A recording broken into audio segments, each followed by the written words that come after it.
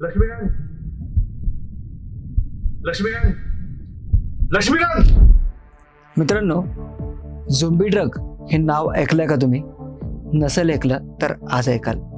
ऐकलं असेल तर आज समजेल आणि समजलं असेल तर आज अंगावर काटा येईल. कारण हे आता फक्त अमेरिका पुरतं राहिलेलं नाही, हे आपल्या दारात आलंय. नमस्कार मित्रांनो, मी हे लक्ष्मीकांत आणि तुम्ही बघता सॉर्ट आउट.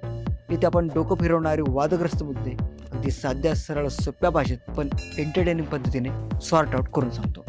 चंदीगडचा तो व्हिडिओ गेल्या 2 दिवसांपासून एक व्हिडिओ सतत फिरतोय एक्सवर, इंस्टाग्रामवर, व्हॉट्सअप ग्रुपमध्ये. त्यामध्ये नेमकं काय आहे? एक तरुण मुलगा ज्याच्या पाठीवर ब्लिंकिटची येलो कलरची बॅग आणि बाजूला एक गाडी आहे, तो उभा आहे, फक्त उभा आहे. 1 मिनिट नाही, 2 मिनिट नाही, 3 मिनिट नाही, तब्बल 2.5 तास. डोळे उघडे आहेत, श्वास चालू आहे, पण काहीच हालचाल घडताना दिसत नाही. Chandigarh sector 33B. भर दुपारी शेकडो लोक ये जा करत होते. गाड्या जात आहेत, जग पुढे चाललंय. हा मुलगा मात्र थांबलेला आहे. कोणी हाक मारली तरी प्रतिसाद नाही, कोणी जवळ आलं तरी प्रतिसाद नाही. शेवटी पोलीस आले. मेडिकल इव्हॅल्युएशनसाठी त्याला घेऊन गेले. आजपर्यंत पोलीस किंवा ब्लिंकिटने एकही ऑफिशियल स्टेटमेंट दिलेलं नाही. त्याला नेमकं काय झालं होतं ऑफिशियली अजून कोणाला काहीच माहिती नाही आहे. पण इंटरनेटने एक शब्द उच्चारला, झोंबी ड्रग. झोंबी ड्रग म्हणजे नेमकं काय? झोंबी ड्रग हे फॅन्सी नाव नाही, एक मीडिया टर्म आहे. पण बिहाइंड हे ड्रग आहे 2 नाव, फेंटानिल आणि सायलाझिन. फेंटानिल सिंथेटिक ऑपोइड आहे. मॉर्फिनपेक्षा 50 ते 100 पट जास्त पॉवरफुल. हॉस्पिटल्समध्ये सिव्हिअर पेनसाठी हे वापरले जातं. हे इल्लिगल बनतं आणि इतर ड्रग्समध्ये हे मिक्स केलं जातं. थोडासाही जास्त डोस म्हणजे माणूस थोडं जास्त म्हणजे किती? मिठाच्या एका खड्यापेक्षाही कमी, इतकं पोटेंट आहे. सायलाझिन हे जनावरांसाठी वापरतात. घोडे, गाई, म्हशी सर्जरीच्या वेळी सेडेशनसाठी हे वापरलं जाते. माणसांसाठी कधीच अप्रूव्ड नाही आहे. पण डीलर्सने हे फेंटानिल मिक्स केलं कारण ड्रग्स जास्त वेळ टिकतो, कॉस्ट कमी होते, प्रॉफिट जास्त वाढतो आणि यातून जन्म झाला झोंबी ड्रग्सचा. याचा इफेक्ट नेमका काय होतो? सेंट्रल नर्वस सिस्टीम दाबलं जातं. माणूस डीपली सिडेटेड होतो. तो उभा राहतो, बसतो, डोळे उघडझाप करतो, पण तो जागेशी कम्प्लिटली डिस्कनेक्टेड असतो. हे ते कॅरेक्टरिस्टिक पोज आहे. कमरेत वाकलेला, डोकं खाली आणि गोठलेला फ्रीज झालेला माणूस. अमेरिकेमध्ये याला म्हणतात फेंटानिल लीन. मी हे स्वतः पाहिलंय. हा फोटो मी स्वतः काढलाय. युरोपमधल्या एका मोठ्या शहरात एका रात्री टुरिस्ट सिटीमध्ये कॅनलच्या बाजूला हा माणूस होता, कॉन्क्रीट ब्लॉकवर बसलेला किंवा झोपलेला म्हणू शकताय. डोकं पूर्णपणे खाली लोंबलेलं आहे, पाय जमिनीला, शरीर निश्चित. मी थांबलो, थोडा जवळ गेलो. तो श्वास घेत होता, जिवंत होता, पण अक्षरशः फ्रीज झाला होता. आजूबाजूचे लोक चालत होते, कोणी थांबलं नाही, कोणाला काही घंटा फरक पडला नाही. हेच ते फेंटानिल लीन. मी तो फोटो काढला आणि निघालो, पण तो सीन आजही माझ्या डोक्यातून गेलेला नाही. 2 वर्षानंतर तोच सीन चंदीगडमध्ये आपल्याला बघायला मिळत आहे. युरोपमध्ये पाहिलं तेव्हा वाटलं हा त्यांचा प्रॉब्लेम आहे, आपल्याला काय घेणं नाही. पण आता हे आपल्या देशात, आपल्या घरापर्यंत येऊन ठेपलंय. हे इतकं धोकादायक काय आहे? याच्या मागे 3 कारण आहेत. तुम्ही म्हणाल ड्रग म्हणजे ड्रग, नवीन काय आहे त्यात? 3 गोष्टी, फक्त 3. पण या 3 गोष्टी सगळं बदलतात. पहिलं, अँटीडोट काम करत नाही. ड्रग ओव्हरडोस झाला की डॉक्टर्स एक इंजेक्शन देतात, नॅलॉक्सोन. हिरोईनवर हे काम करतं, मॉर्फिनवर काम करतं, फेंटानिलवर काम करतं, पण सायलाझिन ओपियाडवर ते काम करत नाही. नॅलॉक्सोन त्यावर काम अजिबात करत नाही. म्हणजे ओव्हरडोस झाला, डॉक्टरजवळ अँटीडोट नाहीत, तुम्ही फक्त बघत राहता आणि तुमचा गेम खलास. दुसरं, स्किन कुजायला लागते.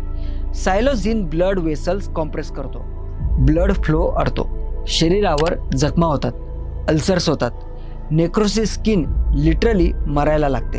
काही केसेसमध्ये ॲम्प्युटेशन होतं, हात किंवा पाय कापावे लागतात. अमेरिकेमधल्या आउटरीच वर्कर्सने सांगितलंय, युजर्सच्या शरीरात इतक्या सिव्हिअर इंजुरीज होतात की फक्त त्याची हाड दिसायला लागतात. तिसरं, युजरला माहितीच नसतं. डीलर्स हे सायलाझिन न सांगता मिक्स करतात. युजरला वाटतं तो साधा हिरोईन घेतोय, पण त्यात सायलाझिन आधीच मिक्स केलेलं असतं. माणूस आपोआप कळत नकळत सापळ्यात अडकतो आणि पुरता गणतो. आता महत्वाचा प्रश्न, हे भारतात आलंय का? ऑफिशियल आन्सर माहीत नाही, म्हणजेच कन्फर्म नाही. त्या डिलिव्हरी बॉयला नक्की काय झालं? तो एक्झॉस्ट झाला होता का? हेडेक असेल का? डिहायड्रेशन असेल का? न्यूरोलॉजिकल कंडिशन असेल का?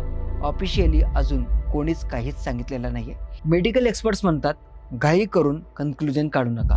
हे मान्य आहे, पण डिसमिस करणं पण चुकीचं आहे. पंजाब आणि ड्रग प्रॉब्लेम हे एकत्र नाव काही नवीन नाही. उडता पंजाब ही मूवी आठवते ना? ती काल्पनिक नव्हती. Heroine, synthetic drugs, pharmaceutical abuse हे पंजाबमध्ये लिटरली घडत आहे आणि चंदीगड हे त्याचं गेटवे आहे. सायलाझिन मिसयूज आधी प्युर्टो रिकोमध्ये दिसलं, मग अमेरिकामध्ये, मग युरोपमध्ये. मी युरोपमध्ये जे पाहिलं 2 वर्षानंतर चंदीगडमध्ये सेम केस आपल्याला दिसते. एकदा एखादी ड्रग इंडियामध्ये शिरली की ते बंद होणं खूप कठीण असतं. हिरोईनने हे दाखवून दिलंय, सिंथेटिक ड्रग्सने हे पटवून दिलंय. हे कोइन्सिडन्स आहे का? तुम्हीच ठरवा. गिग वर्कर्स यांचं एक अनकम्फर्टेबल सत्य आहे. एक गोष्ट मला पर्सनली डिस्टर्ब करते या सगळ्यामध्ये. आपण डिलिव्हरी बॉयची किती सुविधा घेतो. रात्री 11 वाजता आपल्याला मॅगी पाहिजे, ब्लिंकिट आणतो. पावसात जायचं नाही, स्विगी आणतो. 10 मिनिटात डिलिव्हरी आणि 10 मिनिटासाठी एक तरुण मुलगा प्रत्येक सिग्नलवर त्याचा जीव धोक्यात घालतो. लॉंग अवर्स, टाईट डेडलाईन्स, कमी पगार, no job security, no insurance. Delivery miss झाली की त्यांना पेनल्टी लागते, म्हणजे आधीच कमी असलेल्या पगारातून आणखी कपात होते. या माणसाला काय वाटत असेल रोज? या परिस्थितीत एखाद्याने नशा केली, त्याला जज करणं किती सोपं आहे, पण त्याच्यापर्यंत ती नशा पोचली कशी? हे प्रेशर कुठून आलं? यावर आपण विचार करायला पाहिजे. हे प्रश्न कोणी विचारत सुद्धा नाही. झोंबी हा शब्द बरोबर आहे का? एक गोष्ट सांगायची आहे मला. झोंबी ड्रग हे मीडिया टर्म आहे, कॅची आहे, अटेन्शन खेचतं, पण झोंबी म्हणजे काय? एक मॉन्स्टर, एक क्रिएचर, माणूस अजिबात नाही.